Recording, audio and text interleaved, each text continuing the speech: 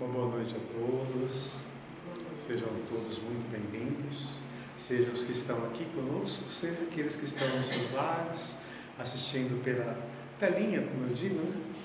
Vivemos num mundo hoje em dia que tudo gira em torno, né, de uma telinha de computador, de celular, né?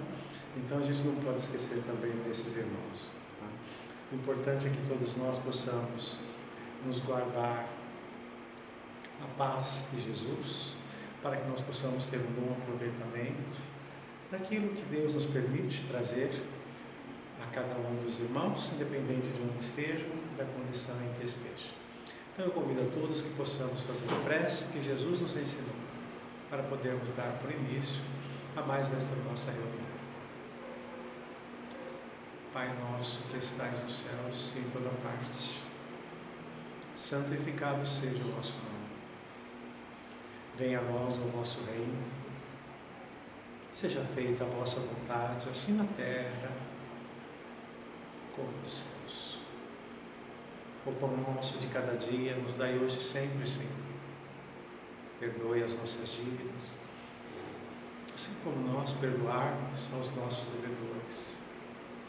Não nos deixe, Senhor, cairmos em tentações, cuja a maior deles é estarmos afastados de Ti e dos Teus ensinamentos. E assim, Senhor Jesus, confiantes em Teu nome, humildemente pedimos a permissão para podermos dar por início mais esta nossa pequena participação na nossa reunião espírita, nossa palestra espírita de mais esta noite. Que assim seja. Bom, meus amigos, hoje nós vamos falar sobre o Evangelho. O Evangelho que nós espíritas costumamos remeter a quando nasce a doutrina espírita, um pouco depois, mais precisamente 160 anos atrás, que é o que o Evangelho segundo o Espiritismo está fazendo este ano. Né? O Evangelho segundo o Espiritismo está aniversariando, e este ano ele vai completar 160 anos. Né? Mas eu gostaria de voltar um pouco no tempo e nos remeter à Boa Nova. A Boa Nova, que nada mais é do que o mesmo Evangelho, o ensinamento de Jesus. Aquilo que Jesus nos ensinou quando Ele esteve aqui, aquilo tudo, todos aqueles ensinamentos, eles foram compilados nos evangelhos que nós temos, né, no Novo Testamento, pelos 4 evangelistas, que nós chamamos o Novo Testamento, o Evangelho de Jesus. E ali é a Boa Nova.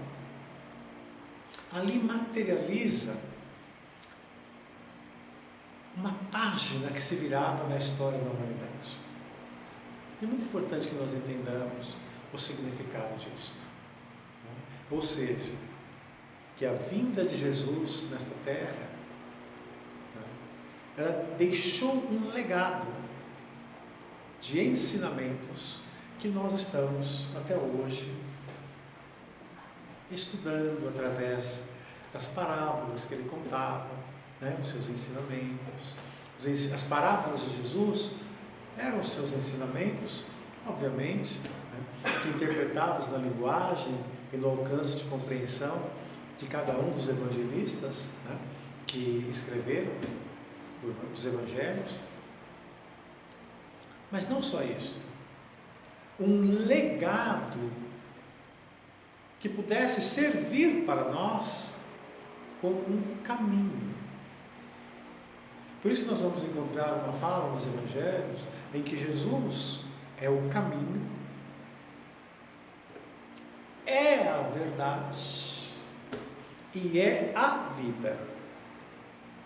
Se nós formos pegar cada uma destas palavras, caminho, verdade e vida, seguramente nós ficaríamos aqui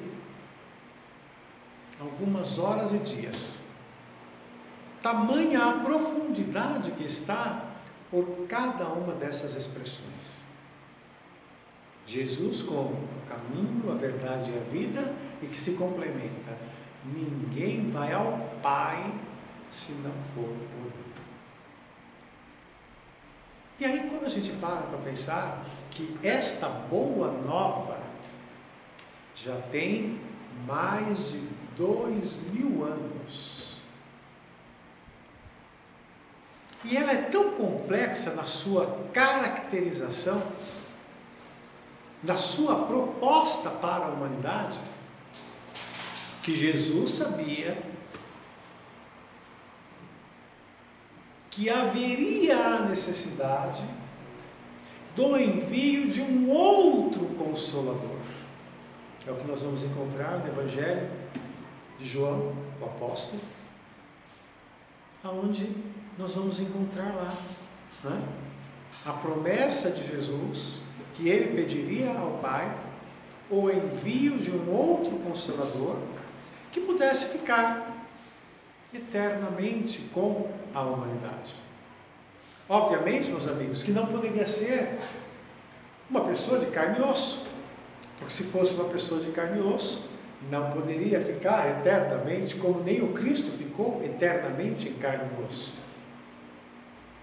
Então, esse outro Consolador que ele nos fala, vem na forma de uma doutrina. Uma doutrina que nasce no século XIX, que Allan Kardec a denominou como o Espiritismo, considerando que quem nos apresentou esta doutrina foram os Espíritos. Por isso que ele fala em doutrina dos Espíritos. E no conjunto desta doutrina, nós iremos encontrar 5 obras básicas, que nós chamamos de básicas, que é o Livro dos Espíritos, Livro dos Médiuns, Evangelho segundo o Espiritismo, a Gênese, Céu e Inferno.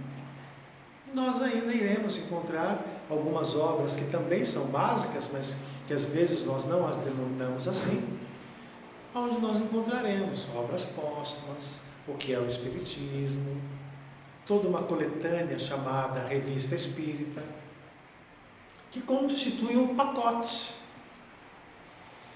de ensinamentos dos Espíritos com o objetivo de nos ajudar a melhor compreender aquele Evangelho de 2000 anos atrás. Por isso, este livro que nós chamamos o Evangelho segundo o Espiritismo, ele procura reafirmar, né, essa dualidade entre remeter-nos àquele Evangelho de 2000 anos que Jesus nos apresentou pessoalmente e a interpretação que os Espíritos nos trouxeram. É este livro que este ano está fazendo 160 anos.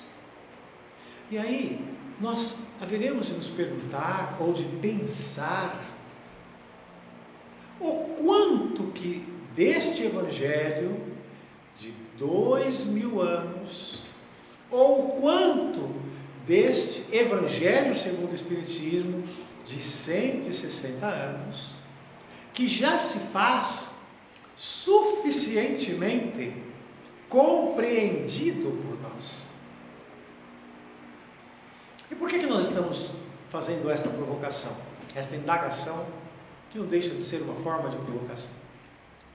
Pelo fato, meus amigos, que aquele livro que nós chamamos de a Bíblia Sagrada é o livro, se não o mais vendido, até algum tempo atrás, era o livro mais vendido no mundo. E é exatamente na Bíblia Sagrada que nós iremos encontrar o Novo Testamento. O Velho e o Novo Testamento. o Velho, remetendo-nos àquilo que, através de Moisés, se fez apresentado à humanidade, que são os 10 mandamentos da lei, e o Novo Testamento remetendo-nos ao mais puro ensinamento de Jesus, que nos foi apresentado através dos evangelistas. E é este livro que nós chamamos de a Bíblia Sagrada. Até muito pouco tempo atrás, era o livro mais vendido na face da terra. Este livro que nós chamamos de o livro, o Evangelho, segundo o Espiritismo, é o livro mais lido pelos espíritas. De todos os livros que compõem a codificação espírita, o livro mais lido por todos nós espíritas não é o que é o Espiritismo, não é o livro dos Espíritos, não é a Gênese, não é o Céu e o Inferno, é o livro, o Evangelho segundo o Espiritismo. Então nós vemos que tanto um quanto o outro se constituem nos livros mais lidos por grande parte da humanidade. Muitos poderão dizer que, mas a humanidade cristã, ou que se denomina cristã, é 1/3 da humanidade, um pouco mais, quem sabe. Mas o que importa é que para este 1/3, nós iremos encontrar esses 2 livros como os mais lidos. Isso é importante nós pensarmos porque é o que nos legitima a pensar quanto daquilo que está no que lemos nesses livros já se faz presente na nossa vida. Quanto daquilo que nós lemos, seja na Bíblia Sagrada, ou no Novo Testamento, como queira, ou no Evangelho segundo o Espiritismo, efetivamente já se faz presente na nossa vida. Porque o objetivo é exatamente esse. O Evangelho de Jesus, eu costumo dizer, os ensinamentos de Jesus, melhor dizendo, eles têm esta característica do dinamismo. E por que eu falo em dinamismo? Porque é tal a sua sublimidade que ele vai se adaptando de acordo com a nossa capacidade de entendimento. Então Jesus naquela época contava histórias do dia a dia para nos ensinar. Hoje nós passamos esses quase 2000 anos e ainda estamos interpretando as mesmas histórias que Jesus contava. E é lá, nesse Evangelho de Jesus, nos seus ensinamentos, que ele nos ajuda a compreender quem é Deus. É Jesus quem nos apresenta Deus como um Pai, e não como um Criador. É Ele que nos apresenta Deus como a suprema sabedoria, a suprema justiça e a suprema misericórdia e o supremo amor. É Ele quem nos ensina, não só através das palavras, mas também através do que Ele passou e como passou, até mesmo chegando à crucificação, o verdadeiro significado daquilo que nós chamamos fé. Que às vezes nós confundimos fé no sentido de acreditar. Mas a fé, meus amigos, ela vai além disso. A religião tem a proposta de nos ligar a Deus, mas nem todo religioso tem a fé em Deus. Como é que nós podemos dizer isso? Nós podemos dizer porque muita gente vai aos templos religiosos, vem às casas espíritas, fazem as suas orações, mas na hora dos testemunhos, nos vemos abatidos pelo desespero e pela descrença. Pelo desespero e pela descrença. E por que na hora dos testemunhos nós nos vemos abatidos pelo desespero e pela descrença? Porque aquela fé que Jesus se refere nos seus ensinamentos, quando ele dizia, a fé do tamanho de um grão de mostarda, se a tiveres, dirás a este monte, transporta-te daqui para lá, e ele se transportará. Esta fé a que Jesus se refere, muitas vezes nós ainda não temos o suficiente. E como não temos o suficiente, o que acontece? Nos abatemos diante dos momentos de testemunhos que chegam a cada um de nós. E os testemunhos, meus amigos, chegam. Chegam na forma de uma doença, chega na forma de um acidente, chega na forma de um desemprego, chega de variadas formas. Porque o planeta Terra em que nós estamos é um planeta ainda de provas e expiações. Provas no sentido de testar se nós efetivamente aprendemos as lições que a vida nos trouxe num determinado período. Expiações no sentido de nos ajudar a enxergar aonde erramos e de nos movimentarmos para tentar corrigir aquilo. Então, é a característica da humanidade. Provas e expiações, e os testes chegam exatamente para isso. E quando esses testes por vezes chegam, nem sempre nós conseguimos superá-los através do testemunho da fé. Assim como nem sempre conseguimos vencer os testemunhos que nos chegam quando somos provados diante da ofensa, da agressão, da ironia.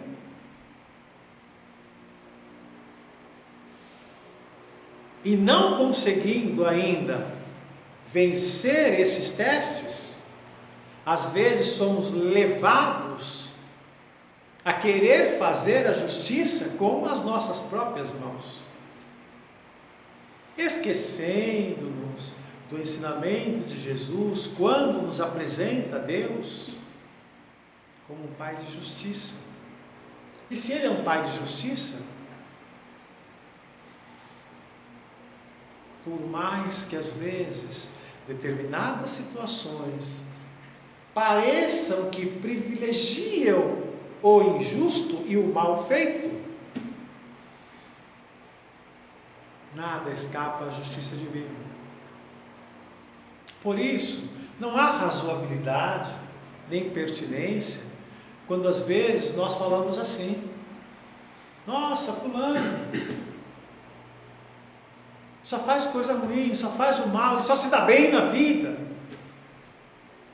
Não, gente, ele não se dá bem na vida, porque tudo aquilo que nós fazemos, nós estamos semeando para o amanhã, a colheita necessária. E hoje, como a doutrina espírita nos apresenta a continuidade da vida, significa dizer que aquilo em que não somos alcançados no mundo de hoje, na vida como encarnados, seremos alcançados na vida após a morte. Então, meus amigos, fazer o bem não é simplesmente um ato de religiosidade, é um ato de inteligência. Porque eu sei que se eu fizer o mal me espera um pouco mais à frente.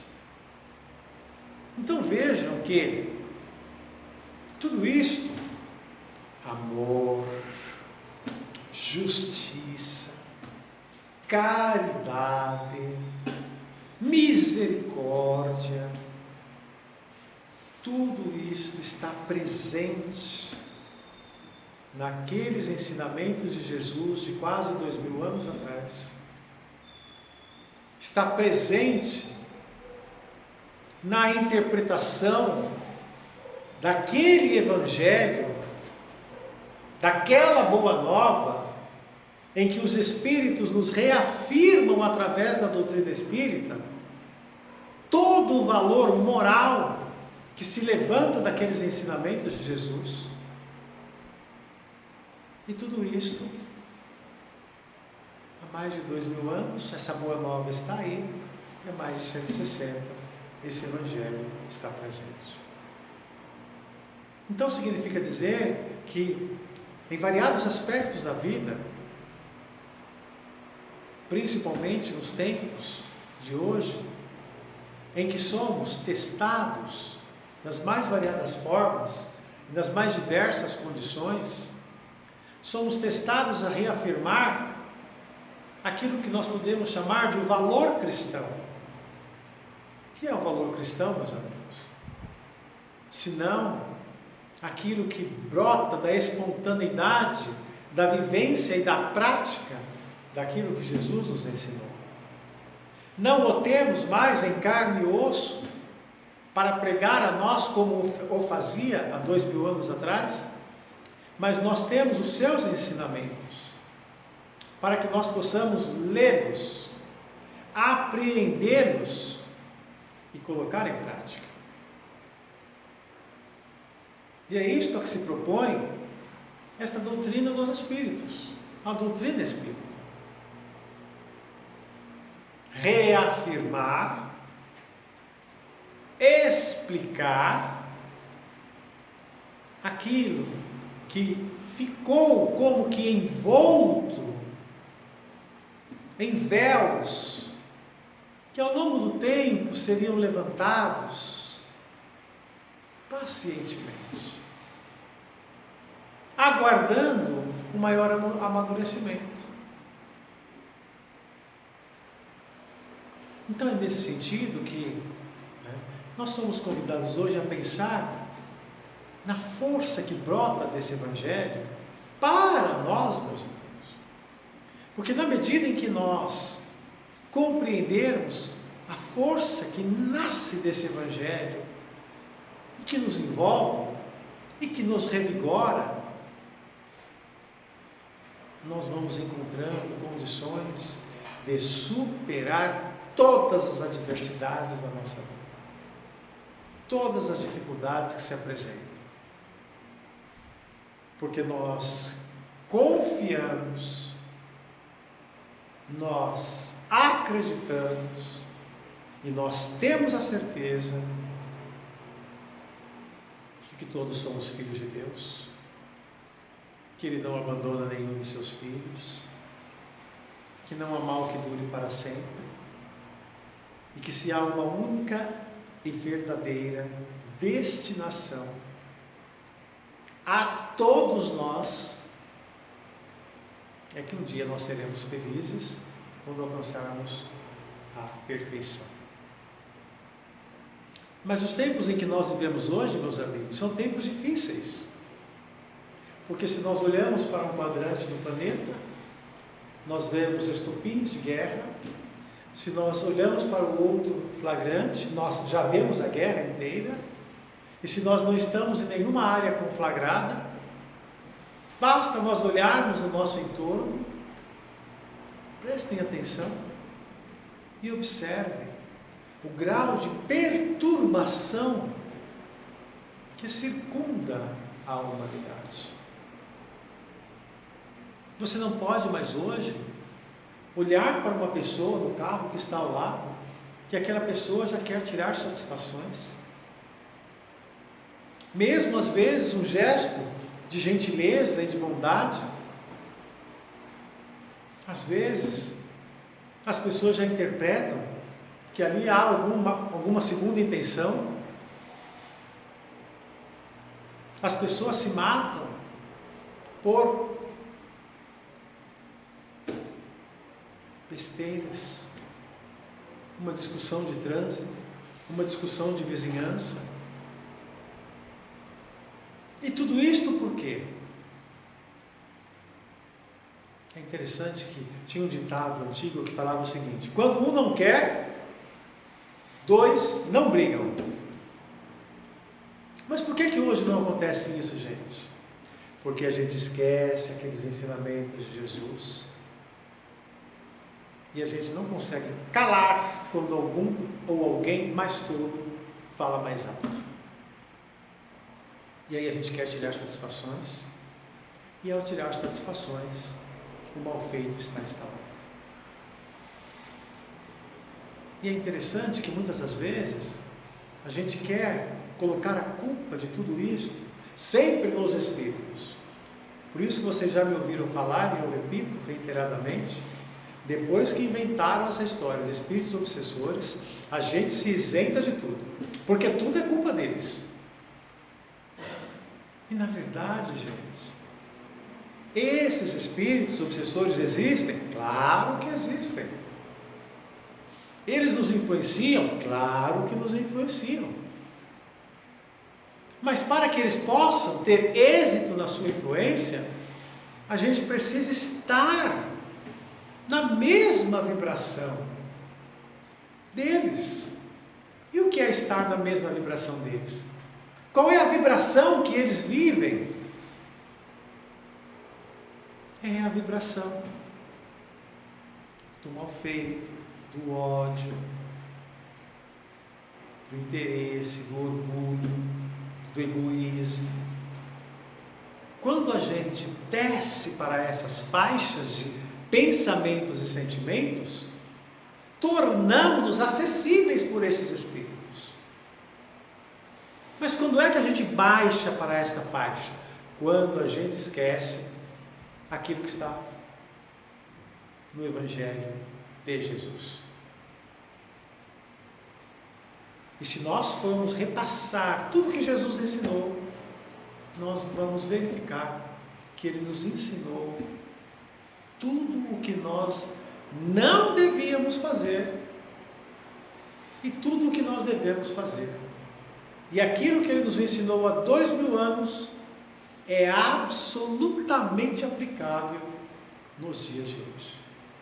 É por isso que nós dizemos que houvesse uma maior compreensão e aplicação daquilo que nós lemos no Evangelho, não existiriam mais guerras nessa face da terra, não existiriam mais mortes, discussões e toda forma de mal feito por conta dos desencontros. Por isso que no Evangelho segundo o Espiritismo tem uma passagem onde os Espíritos falam que a doutrina de Jesus, que é o amor por excelência, contém tudo aquilo que nós necessitamos, para nós encarnados e para os nossos amigos desencarnados também. Então a provocação que nós deixamos hoje, meus amigos, não basta que a Bíblia seja o livro mais vendido, e não basta que o Evangelho segundo o Espiritismo seja o livro mais lido. Eles precisam ser refletidos, reflexionados por nós, e nós nos esforçarmos para praticá-los. Porque não é a leitura que incorpora em nós o que esses ensinamentos nos trazem. O que incorpora em nós o que esses ensinamentos nos trazem, acreditem, meus amigos, é o nosso esforço em praticar. É um exercício no dia a dia.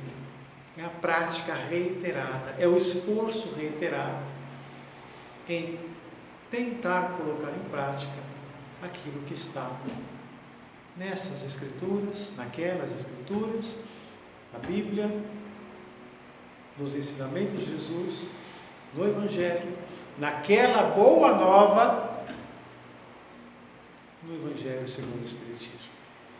Então, mais importante do que ter a Bíblia, ter o Evangelho, ler a Bíblia, ler o Evangelho, mais importante do que isto é nós lermos e praticarmos. É ali que nós vamos encontrar as forças necessárias para, diante dos testemunhos da fé, não nos derrubarmos quando somos visitados pela doença, quando somos visitados pelo desemprego, quando somos visitados até mesmo pela morte dos nossos entes mais queridos. Porque nós nos reconhecemos como filhos de Deus. E aquele Deus que Jesus nos apresentou jamais deixa nenhum de seus filhos ao desamparo. E se Ele, na sua suprema bondade, no seu supremo amor, nos permite que determinadas adversidades se apresentem na nossa vida, tenhamos a mais absoluta convicção disto. É porque, em verdade, aquela adversidade poderá nos fazer uma pessoa melhor. É esta a razão do nosso existir. É esta a razão do nosso viver.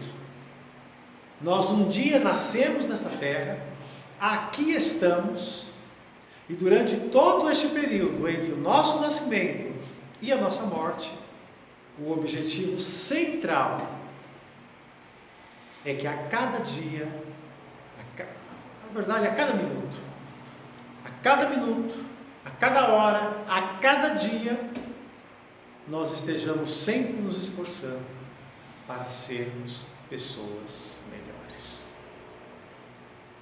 E para isto, Jesus é o caminho, é a verdade e é a vida.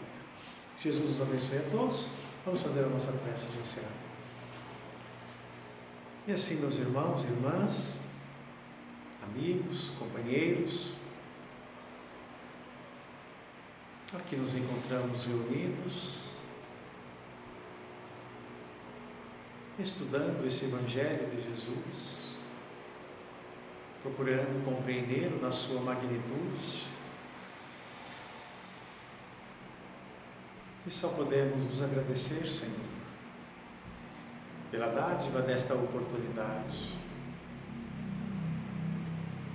Abençoe, que nós possamos guardar esses ensinamentos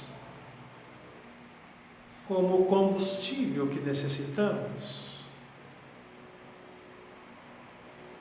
para lograrmos êxito em nos fazermos pessoas melhores, através da perseverança na prática do bem e no esforço contínuo de não cometermos mais os mesmos erros e os males do passado. Abençoe, Senhor, que onde quer que estivermos, possamos receber estas vibrações de amor,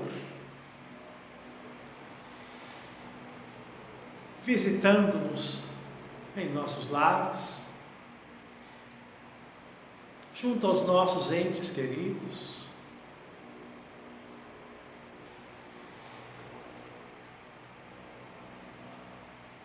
ó Senhor Jesus,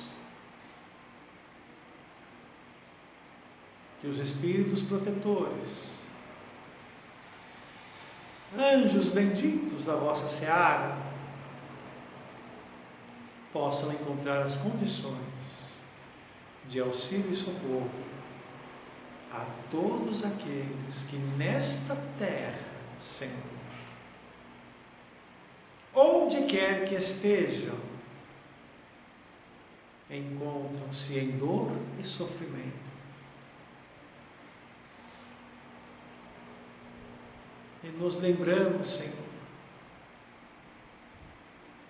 daquelas palavras imorredoras que o Senhor proferiu no Sermão da Montanha, quando dizia: bem-aventurados os que choram, porque serão consolados.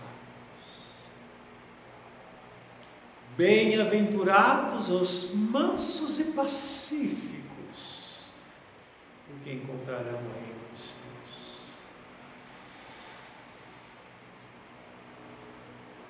Abençoado seja, Senhor,